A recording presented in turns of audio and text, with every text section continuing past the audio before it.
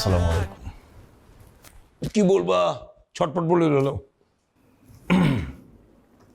চাচা, শুনলাম জ্যোতির সাথে নাকি হাবিবের বিয়ের কথা চলতেছে। ওরে বাবা, গতকালকের কথা আজকে রাষ্ট্র হয়ে গেছে, কি হয়েছে তাই? চাচা, আপনি মনে হয় জানেন না, হাবিব মালটা কিন্তু সুবিধার না। মানে আগে কিন্তু বিয়ে করছিল, এটা জানেন তো। শোনো, পুরুষ মানুষের 2-4টে বিয়ে করা কোনো সমস্যা না। চাচা, হাবিব কিন্তু সদরঘাটের গাঞ্জট্টি ছিল। এখন তো নাই। ও কিন্তু চাচা ওই খারাপ জায়গাতেও যায়। যার বউ নেই সে যাবেই।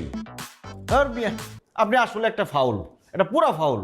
নিজের মেয়ের কেউ এরকম লোকের সাথে বিয়ে দেয়? চুপ বেয়াদব। এই, আমার মেয়েকে কোথায় বিয়ে দেব না দেব, দরকার হলে নদীতে ভাসাই দেবো, তোর কাছে কৈফত দেবো? তুই কৈফত চাওয়ার কে? আমি জ্যোতির বয়ফ্রেন্ড, আর আমি